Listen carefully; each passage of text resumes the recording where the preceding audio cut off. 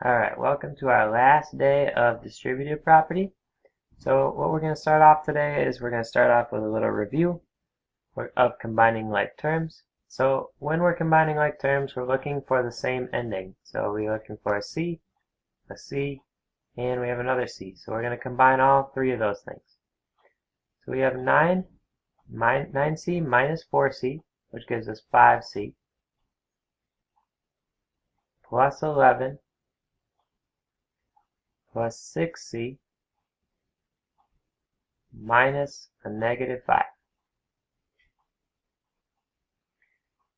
So we still have a couple C's, so we can combine those, 5C and 6C. So if we combine 5 plus 6, we get 11C plus 11 minus a negative 5.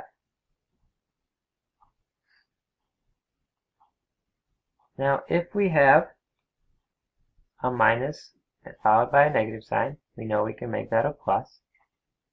So we're going to combine 11 and 5 because they both don't have a variable. So they're also like terms. So what we get is 11C plus 11 plus 5 gives us 16. So 11C plus 16. We just made one whole long equation into two terms. Here we have to find the area of a rectangle. Now we know that an area of a rectangle is A equals base times height. Our base here is 5 minus 6x times our height, so we're going to put this in parentheses. Our height is 4.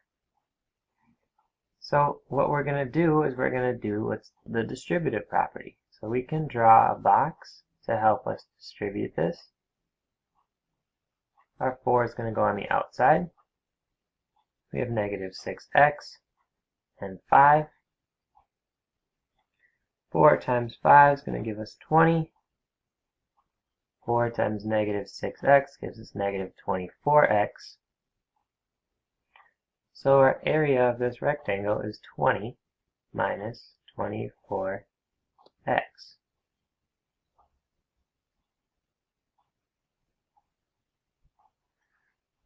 Okay, if we move on to our distributive property lesson today, now we have 4y times y plus 3. Now if you remember from last time, if we have a variable by itself, we know we can put a 1 there, because 1 times y is still going to give us y. So we do 4 times 1, which is 4. Now y times y, that's the same as saying y squared. So I'm going to put y times y as y squared. Now 4 times 3, that gives me 12. The y comes along. So we get 4y squared. Because the 12 is positive, we have a plus sign. Plus 12y. Here, outside of our parentheses in the back, is negative 10. We can put that in the back or the front, doesn't matter. And x minus 7. Now, a negative 10 times a negative 7 is going to be a positive. 10 times 7 gives us 70. Negative 10 times 1x gives us a negative 10x. So we get negative 10x plus 70.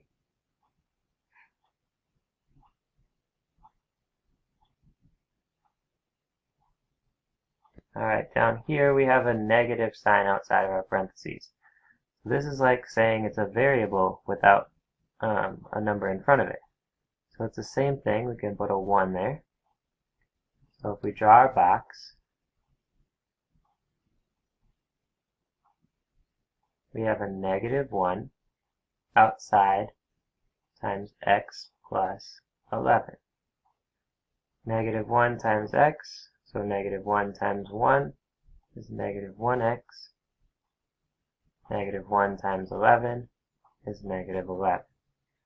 So we have negative 1x minus 11. Here we have 2 minus n times 8n. So again, we can draw our box.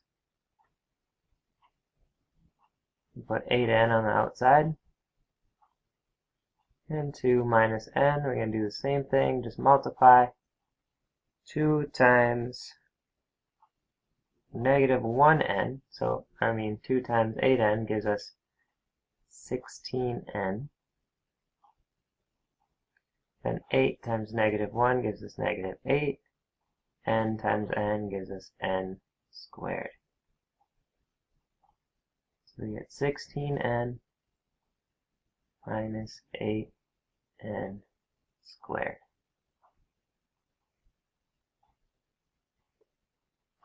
Now here's something we haven't seen before.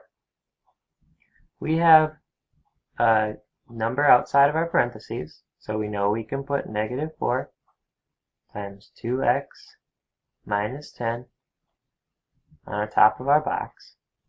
But now we also have a number or a term separate from our parentheses, separate from our distributive. So what we're going to do with this plus 5x is we're going to put it right here in our dotted box. So what we need to do is figure out what's in our other boxes before we deal with this one. So if I have negative 4 times 2x, negative 4 times 2 gives us negative 8. The x comes with. And we have negative 4 times negative 10. That gives us a positive 40. So now we have 3 numbers inside of our 3 boxes. We have negative 8x plus 40 plus 5x. Now what do you see? Well, I see we have 2 x's. So that means that I can combine them to make them into 1. So negative 8x plus 5x gives us a negative 3x. Now we get rid of those because we combine them into 1. All we have left is plus 40. So negative 3x plus 40 is our answer for that one. Okay, taking a look at this one, we have 7x minus 4 minus 2x. I have nothing in front of my parentheses, so if I have nothing there, I know I can put a 1 there.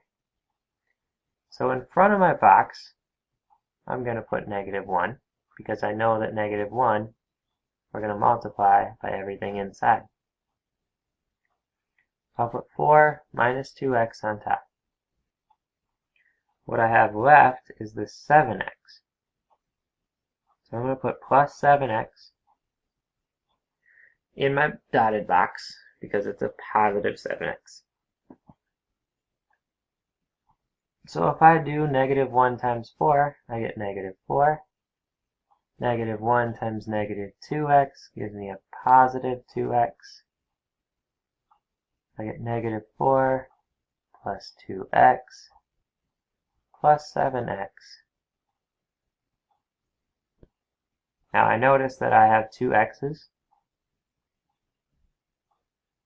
So 2x plus 7x gives us 9x.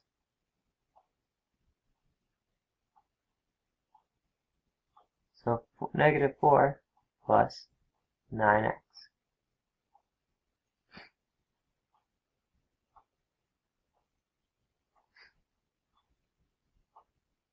Next, we have a couple more problems. We have a negative sign outside of our parentheses, plus 5x. So if we have a negative sign, we know we can put a 1 in front. So we know we have a negative 1. That's what we're going to multiply 4x minus 13 by. Since this isn't attached to our parentheses, we know we can put that in our dotted box. Negative 1 times 4x gives us negative 4x. Negative 1 times 13. 2 negatives make a positive. 1 times 13 gives us 13. So we have negative 4x plus 13 plus 5x. I see two x's, so I can combine those. Negative 4x plus 5x gives us 1x plus 13. Now you can either write that 1x plus 13 or just x plus 13. They're the same thing.